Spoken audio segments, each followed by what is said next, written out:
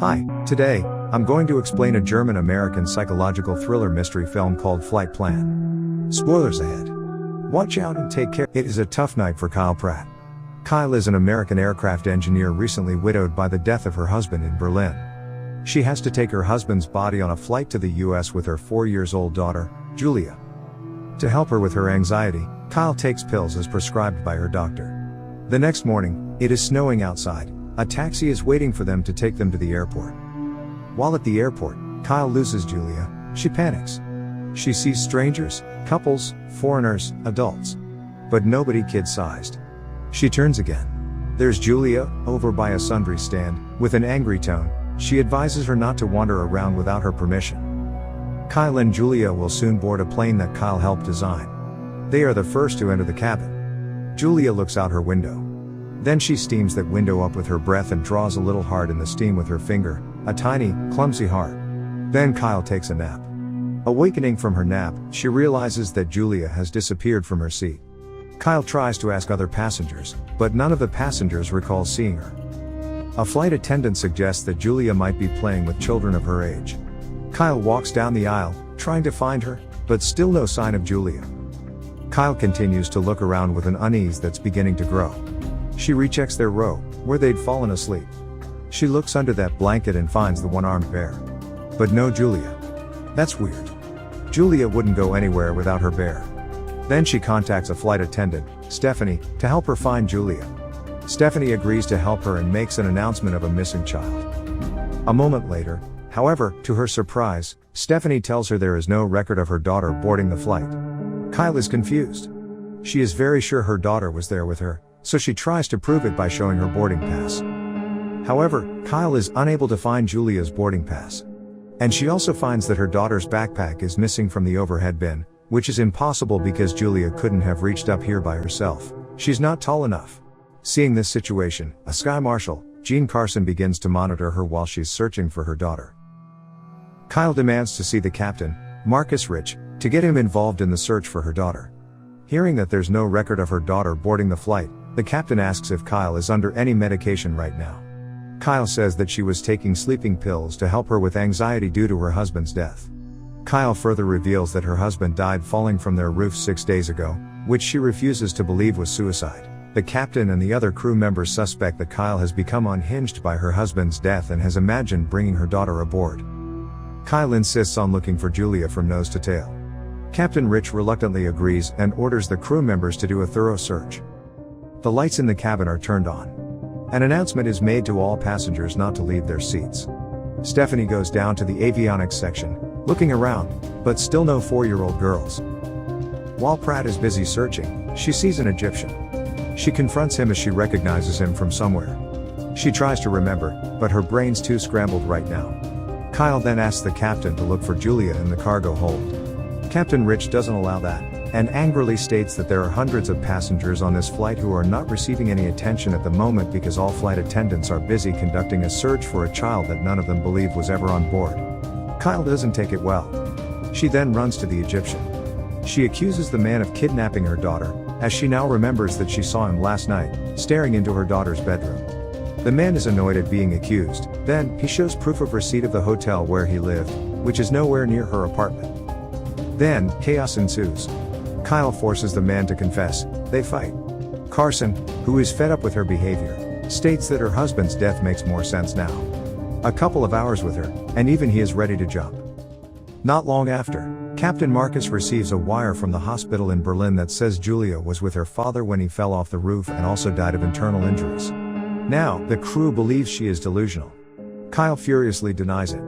She is very sure that Julia is still alive and still on the plane. Carson now feels that Kyle is a threat by making up such a story, so he handcuffs her and keeps her in her seat. A therapist, Lisa, approaches and tries to console her, causing Kyle to doubt her own sanity. She now begins to accept her daughter's death.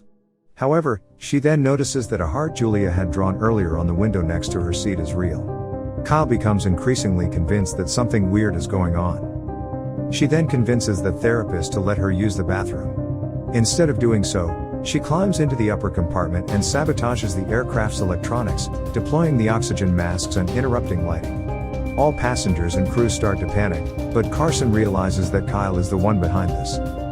She uses the chaos to take a dumbwaiter to the lower freight deck. She finds her husband's casket there. She unlocks David's casket, suspecting Julia is inside, but finds only her husband's body. And nothing else. Carson finds her, puts her in handcuffs, and escorts her back, announcing that the flight is making an emergency stopover at Goose Bay Airport, where she will be taken into custody. As she's escorted to her seat, one of the passengers begins to applaud. The applause spreads, filling the deck. Some others are staring at her, including the Egyptian. Kyle reaches the back row, where she stops and sits there. Kyle makes a final plea to Carson that she needs to search the plane upon landing. Carson considers for a moment, then decides to speak to the captain. However, instead of speaking to the captain, he sneaks down to the freight deck. There, he removes 2 explosives and a detonator concealed in David's casket. He then climbs down to the avionics section and attaches the explosives to the side of the platform, revealing Julia, who is sleeping. At this point, it is revealed that Carson has been the mastermind behind all of this. Carson and Stephanie have conspired to hijack the aircraft for a $50 million ransom and frame Kyle due to her knowledge of the plane. They abducted Julia to force Kyle to unlock the casket where he placed the explosives and detonator. Carson tells the captain that Kyle is a hijacker and threatens to blow up the aircraft unless the airline transfers $50 million into a bank account. Carson then tells an unnerved Stephanie that he intends to blow up the plane, killing the unconscious Julia, and leave Kyle dead with the detonator in her hand. Kyle still couldn't believe everything that has happened. She anxiously looks out of the window as the plane is about to land. Other passengers are confused because of the emergency landing. After landing, the passengers exit the aircraft. As the captain is leaving, Kyle confronts the captain, who angrily declares that the ransom has been paid. Kyle is confused by this.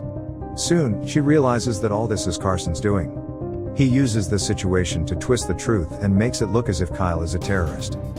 Realizing this truth, Kyle decides to take advantage of the role of hijacker, commanding Carson to remain aboard and the crew to leave. Carson hesitates, but he realizes that if he refuses, it would be seen that the charade would be his. As soon as the plane's door closes, Kyle knocks Carson unconscious with a fire extinguisher, handcuffs him to a rail, and takes the detonator from his pocket. Stephanie comes out of hiding. Carson regains consciousness. He chases after Kyle, shooting until she locks herself in the cockpit. She opens a hatch door to the plane's attic and throws out a binder to fool him. Carson hears the upstairs thud and leaves. Kyle exits and encounters a guilt-ridden Stephanie. She punches her, who panics and immediately flees the plane. Kyle continues to look for her daughter to the avionics, and she finds Julia there, unconscious. She immediately hugs her and carries her. Carson soon follows, and while searching, reveals that he murdered her husband to smuggle the explosives inside his casket, knowing that it would not be scanned at the checkpoint. Kyle immediately carries Julia into the aircraft's non-combustible hold, with the detonator in hand. Carson shoots at her as she closes the door.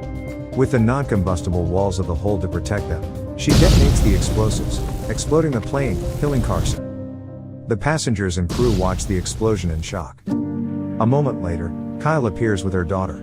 As Kyle carries her daughter out onto the tarmac, all the passengers are shocked upon realizing that she had been telling the truth the whole time. The next morning, at the airport terminal, Captain Rich approaches and apologizes to Kyle for his skepticism. Stephanie is led away by the FBI in handcuffs, wherein an agent informs them that the Berlin mortuary director has also been arrested. Kyle carries Julia through the crowd of passengers who realize the truth. All are stunned and somewhat guilt-ridden for not believing her. Before loading her daughter into a van to take them away, Julia wakes up and sleepily asks, "Are we there yet?" As they get ready to leave. The final scene shows the Egyptian passenger helping to pick up her bag as an act of respect and forgiveness. That's the ending of the movie Flight.